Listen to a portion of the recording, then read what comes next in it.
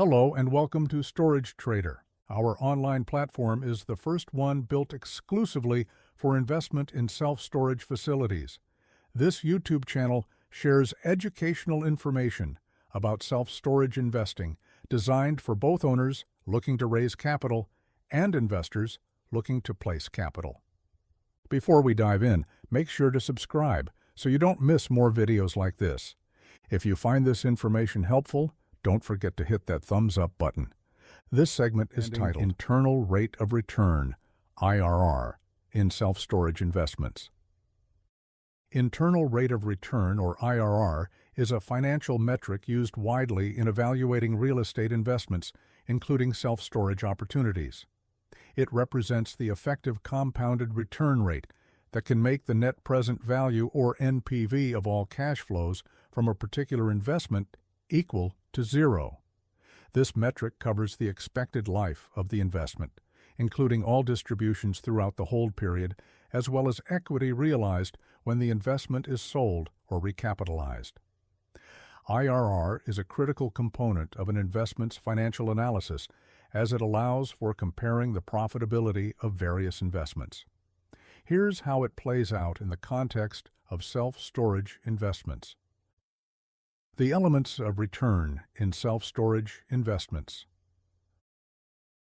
When calculating the IRR for a self-storage facility, several components of return are typically taken into account. Cash flow from operations includes the net income from the property after all operating expenses and taxes have been paid.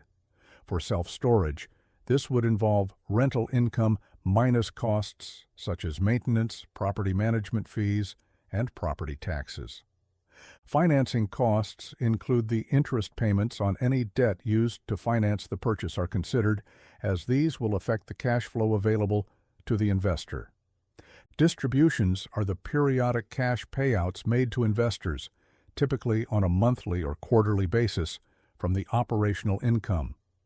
Capital gain or appreciation is calculated based on final sales price. When the property is sold, the IRR will include the final sale price minus the original purchase price and any capital improvements. This is often where a significant portion of the investment's return is realized. Tax benefits include depreciation, mortgage interest deductions, and other tax benefits that can affect the overall return and factor into the IRR calculation. Read the pro forma carefully to understand how these factors are considered for the investment you are reviewing. Many variables may come into play. For example, cost segregation affects when depreciation is taken for a storage facility. It is optional, so if depreciation is important to you, be sure to look for opportunities that specifically mention cost segregation in the investment documents. Why is IRR important? IRR is important as it allows investors to compare the profitability of different investment opportunities on a level playing field, regardless of the size of the investment or the time period over which it is held. It takes into account the time value of money. A dollar today is worth more than a dollar tomorrow. IRR gives investors a sense of how quickly returns on investment can be expected.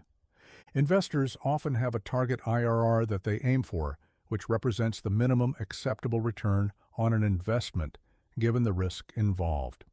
If the IRR on a self-storage investment does not meet the target, the investor may decide to pass on the opportunity. It measures the efficiency of an investment not just in terms of raw returns, but adjusted for time and reinvestment potential. A higher IRR means that the investment generates cash flows at a faster rate.